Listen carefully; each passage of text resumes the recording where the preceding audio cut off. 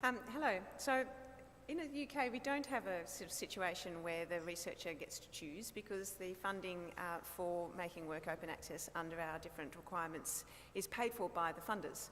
So just to give you some idea about how much Cambridge gets, it's about 1.5 million from the RCUK and about 700,000 from Wellcome Trust annually. So it's just over £2 million a year that we have provided with to pay for open access. To give you an idea about last year, so 2015, we made about 44% of our material available gold and 56% available green. But of that gold, the split's approximately 75% hybrid open access. That's where you pay to make a particular article open access in what is otherwise a subscription journal.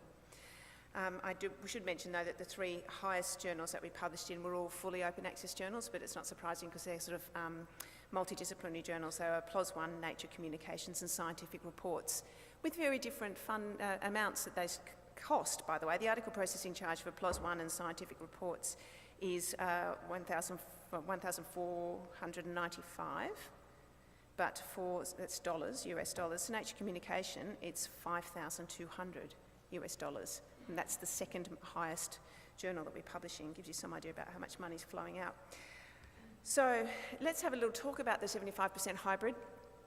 Hybrid article processing charges are much more expensive than fully open access charges, and so there were two publications that came out, one from Wellcome Trust and one from the RCUK. Both came out in March last year, and they were sort of doing an analysis of their open access fund policies.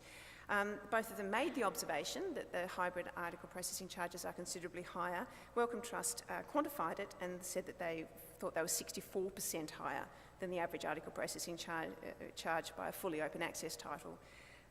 So, not surprisingly, what happened as a result of the RCUK fund and the Wellcome Trust fund, which has been established for some time, is that what we've got is a lot of money going into a small number of pockets. So the two traditional subscription-placed publishers, which are Elsevier and Wiley, they're our two largest publishers, and they represent about 40% of the article processing charge for Wellcome Trust.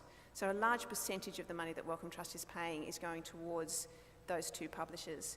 And those two publishers received each about $2 million in article processing charges as a result directly of the RCUK's open access policy. So last year for the Open Access Week, Cambridge hosted with Cambridge University Press a debate, and the debate question was, can society afford open access? Now a lot of people said, oh, society can't afford not to have it. But my argument was that we can't afford open access, not if this is the way we're going to actually have it happening. It's far too expensive. It is just ridiculous. Elsevier's profit margins continue to be over 35% annually. That means when you pay an article processing charge of, say, $3,000, more than $1,000 of that goes to the shareholders. And I'm not sure that that was really the intention of the RCUK policy, because it's, as I tell people when I talk to researchers, it's a street sweeper. It's the taxpayer street sweeping down the road who gets paid bugger all money anyway. It's their tax that goes into this. Is that where it's supposed to go?